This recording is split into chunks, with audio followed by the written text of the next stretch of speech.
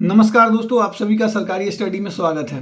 दोस्तों, आज की इस वीडियो में मैं बात करूंगा आरआरबी जेई के विषय में। और आरआरबी जेई का सीबीटी 1 ओवर हो चुका है। तो इस वीडियो में मैं बात करूंगा कि किन बच्चों को सीबीटी 2 की तैयारी स्टार्ट कर देनी चाहिए, सीबीटी 2 के लिए आपको मैक्सिमम कितने दिनों का समय मिलेगा और सीबीटी 2 में कितना मिनिमम आपको अटेम्प्ट करना चाहिए ताकि आपका फाइनल सिलेक्शन हो पाए, मीन्स डीवी के लिए आपका नाम आए।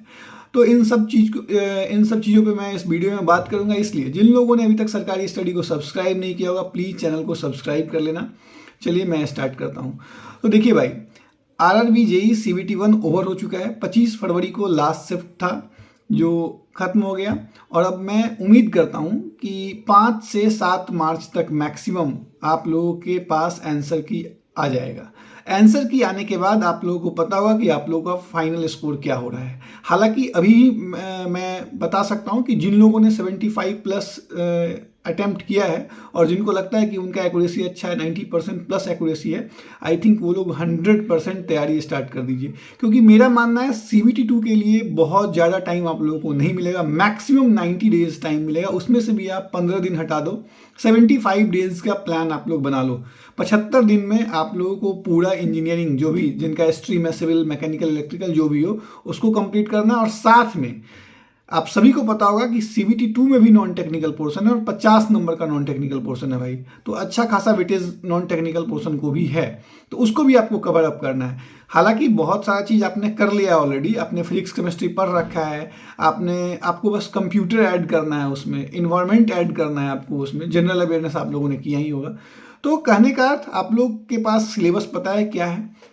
आप लोग 75 दिन का प्लान बनाओ कि 75 दिन में आप लोगों को हर एक चीज़ कंप्लीट कर देना है, ताकि जब आप लोग इस पेपर को दो तो 150 मार्क्स का सीबीटी 2 होगा, उसमें कम से कम आप लोग 110 नंबर स्कोर करो।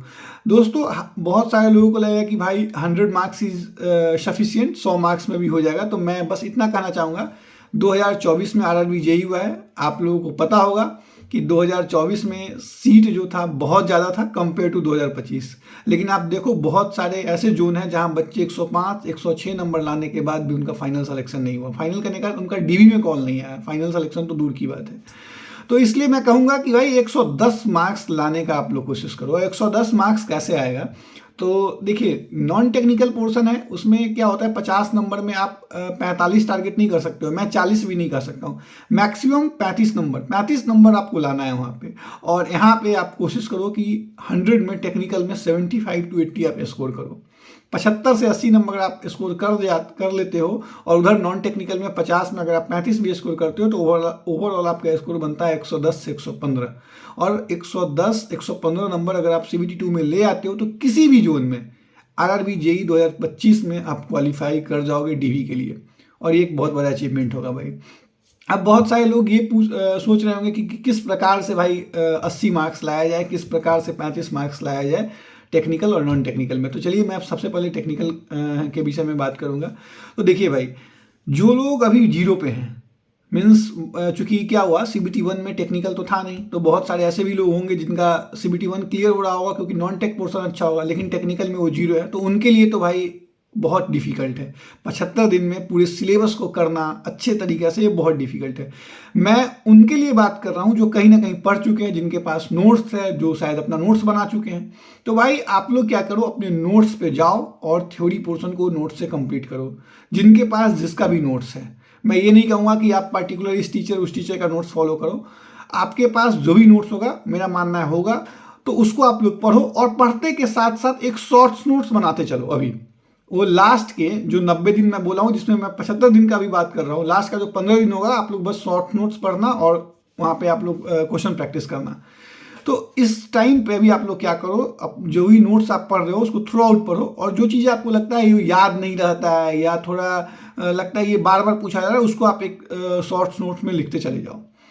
और क्या करो, जो भी आप चैप्टर पढ़ रहे हो, जैसे मैं अगर बात करूँ, अगर आप सिविल के विद्यार्थी हो और आप बिल्डिंग कंस्ट्रक्शन पढ़ रहे हो, तो जब बिल्डिंग कंस्ट्रक्शन पढ़ लो तो आप उसका क्वेश्चन जरूर लगाओ, और क्वेश्चन प्रीवियस ईयर लगाओ, जहाँ से भी आपको मिले प्रीवियस ईयर क्वेश्चन लगा दो आप।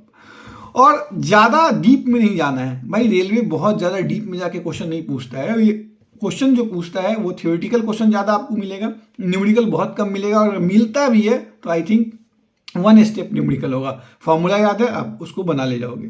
और रेलवे का जो पैटर्न है, इसमें बिल्डिंग कंस्ट्रक्शन से सिविल के अगर आप हो तो अच्छा खासा क्वेश्चन आएगा, आपको मिलेगा। रेलवे का पोर्शन आपको दिखेगा, जितना थ्योरेटिकल पोर्शन है वहाँ से आपको ज़्यादा क्वेश्चन देखने को मिलेगा।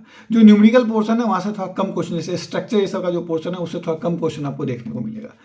तो मेरा मानना है, या इसी प्रकार से मैकेनिकल इलेक्ट्रिकल वालों का भी है, कि आप लोग 75 दिन में क्या करो, पूरे अच्छे से जो थ्योरी है उसको अच्छे से, जो भी नोट्स है उसको पढ़ो और शॉर्ट नोट्स तैयार कर लो। और साथ साथ पढ़ने के साथ साथ जिस चैप्टर को आप पढ़ रहे हो उसका प्रीवियस ईयर क्वेश्चन बना लो। और साथ साथ टेक्स्ट बुक का आप लोग टेक्स्ट बुक में आप लोग एग्जाम जोड़ देना, ताकि आप लोगों को पता चले कि हाँ आप लोग कितना टाइम ले रहे हो कितने क्वेश्चन सॉल्व करने के लिए। और जहाँ तक बात रही नॉन टेक की, तो I think GK GS as usual करते रहो आप लोग। आप लोगों ने किया भी होगा CBT 1 के लिए। उसके बाद यहाँ पे फिजिक्स केमिस्ट्री जो कि आप लोगों ने CBT 1 के लिए किया होगा, आप लोग उसको रिवाइज करते रहना। यहाँ पे दो चीज़ बढ़ जाता है, एक इन्वायरमेंट का पोर्शन बढ़ता है और एक कंप्यूटर का पोर्शन बढ़ता है। आई थिंक कंप्यूटर के लिए सफिशिएंट है भाई, लूसेंट का बुक आता है, आप उस लूसेंट के बुक को देख लो। और इन्वायरमेंट के लिए भी बहुत सारा बुक है मार्केट में। आई थिंक यूट्यूब पे बहुत सारा लेक्चर इन्वायरमेंट के लिए, रेलवे से रिलेटेड जो इन्वायरमेंट पूछा जाता है वो अवेलेबल है, आप कहीं से देखो। बहुत ज़्यादा टाइम लेने का जरूरत नहीं, बहुत आसानी से आप लोग 50 में 35 ले जाओगे, 50 में 35। क्योंकि इसमें क्या है, फिजिक्स केमिस्ट्री पूरा स्कोरिंग है आपका, इन्वायरमेंट स्कोरिंग है, कंप्यूटर स्कोरिंग है। जो आप मार्क खाइएगा जीके जीएस में खाइएगा, जनरल अवेयरनेस में, वहाँ में जो आपका मार्क्स ले जाए, तो ओवरऑल 35 नंबर लाना 50 में आसान है। और टेक्निकल अगर आपका अच्छा है तो 100 में आप 75 प्लस मार्क्स ले आओगे। अगर ले आते हो तो ओवरऑल आपका 110 प्लस हो जाएगा। और CBT 2 में अगर आप 110 नंबर ले आते हो तो किसी भी जोन में आप हो, कुछ भी हो, आपका सिलेक्शन हो रहा है डॉक्यूमेंट्स वेरिफिकेशन के लिए। तो दोस्तों मैं उम्मीद करता हूँ कि आप लोगों को जो है वो सब कुछ समझ में आया हो। और जो मैंने आपको बताया है कि मैक्सिमम आप जो प्लान बनाओ वो 75 डेज का बनाओ। इससे ज़्यादा जो आपको टाइम मिलेगा उस टाइम आप बस और बस क्वेश्चन प्रैक्टिस कर लेना। टेक्स्ट बुक पे आप लोग ले ही रखे होगे एग्जाम का, वहाँ जो प्रीवियस ईयर पेपर होता है या रिलेटेड क्वेश्चन पेपर होता है, वहाँ पे आप लोग जम के प्रैक्टिस करना। लेकिन अभी आप लोग 75 डेज का प्लान बनाओ। और जो आंसर की है वो आई थिंक 5 से 7 मार्च तक आप लोगों के सामने होगा। आप लोगों को पता होगा कि हाँ कितना मार्क्स आपको आ रहा है। जिन लोगों का मार्क्स 60 प्लस आ रहा है, आंख बंद करके लग जाओ। इवन मुझे लग रहा है कि कुछ ऐसे जोन भी हो सकते हैं जहाँ 57 58, ये मैं यूआर की बात कर रहा हूँ भाई। एक चीज़ क्लियर कर दूँ, ये जो मैं बोल रहा हूँ ना 60 प्लस यूआर के लिए, कैटेगरी के लिए तो भाई और कम हो जाएगा। EWC लोग के लिए तो कई जगह पे 50 प्लस वाले का हो जाना है। तो आई थिंक अगर आप कैटेगरी में बिलोंग करते हो तो 50 प्लस आपका आ रहा है तो आप लोग CBT 2 की तैयारी करो। और अगर आप यूआर से हैं, 60 प्लस स्कोर कर रहे हैं, तो CBT 2 की तैयारी बिल्कुल कीजिए। एक अच्छा मौका है। और फिर आप सभी को पता होगा कि रेलवे जो है 2026 में भी जेई का एग्ज़ाम लेने वाला है। मीन्स 26 का भी कैलेंडर आएगा जिसमें जेई का पोस्ट है।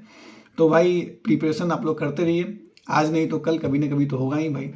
उम्मीद करते हैं कि आप लोगों को ये वीडियो पसंद आया हो। अगर वीडियो पसंद आया तो एज यूजुअल सरकारी स्टडी को आप लोग सब्सक्राइब कीजिए। Thank you for watching this video.